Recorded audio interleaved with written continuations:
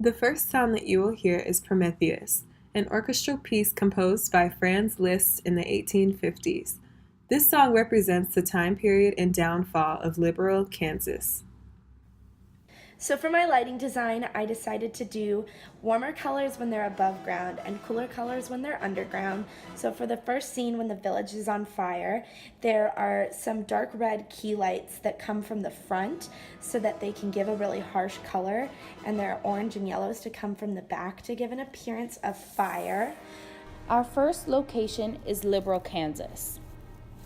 In the city lived a small village of people who shared crops, lived modestly, and had simple lives.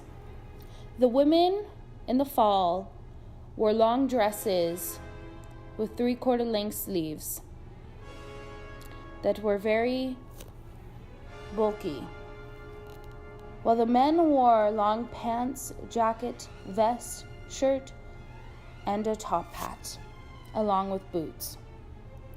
And they adjusted the clothing based off of the seasons. This is the 1860s. The second sound that you will hear playing in the background is an ambiance composed of slow brass synths, dripping cycles, bass patterns, and emerald haze pad notes. These sound effects play 24 hours a day in the city of Mask and sound as if they are coming from the stratosphere. The people of the city think the sound plays naturally, but the government actually fabricates them to mask any sounds coming from the world above. The melody you will hear in between the ambiance is the sound of the town hall bell that rings by the hour. But like I said, when they're underground, it's a cooler color palette, so I make sure that the lighting is just a little bit different. So the fill light is just a light with no gel on it because I want it to give a slight silhouette to Nicole in her bedroom. But the one key light is blue to give kind of a somber feel because she's a little bit upset. And then there's a purple fill.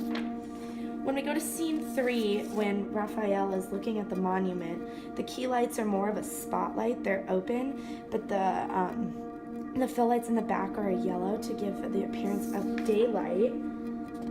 But for scene 4, when it's like a zoomed in version of Raphael, he's got an orange fill light and then some yellow key lights because it's like a spotlight really looking in on him.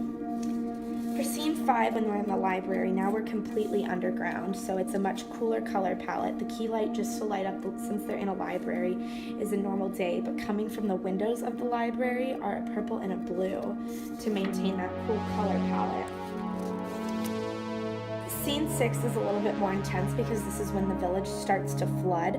So your key lights are a dark blue because it's this very harsh sense of water. And then we have fill lights that are light blue that are going to give the sense of raindrops.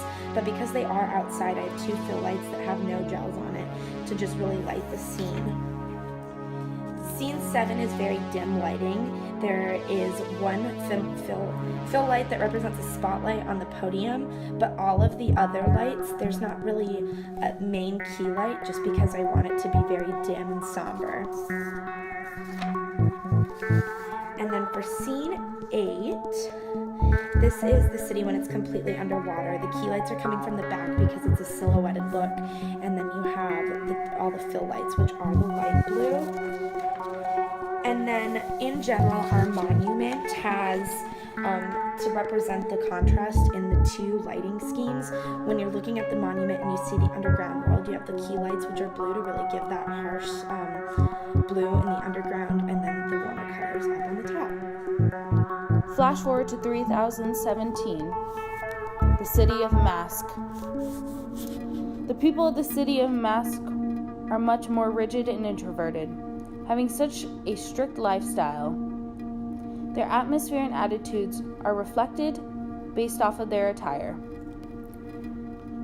Our protagonist, Nicole, and much of the other citizens wear gray clothing, including shirts, jackets, pants, and boots. They are not allowed to wear any jewelry whatsoever. The government is somehow different. They wear black avant-garde clothing with asymmetrical shapes and hoods. Their hair and makeup stands out from the rest. being very dramatic and sleek.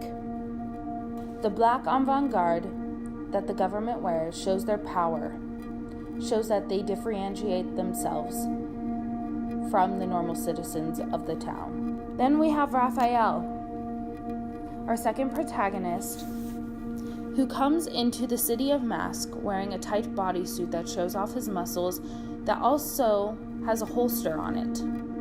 He wears black boots and not much else. Later on, he changes into an outfit that reflects the city of Mask so he could blend in.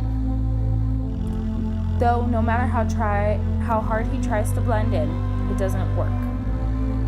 His gray seems a little bit more different than everyone else, and his pants are a little bit more tighter. But no matter what time of year in the city of Mask, they wear whatever they can. Mainly, they wear the same outfits because weather does not exist in this underground world.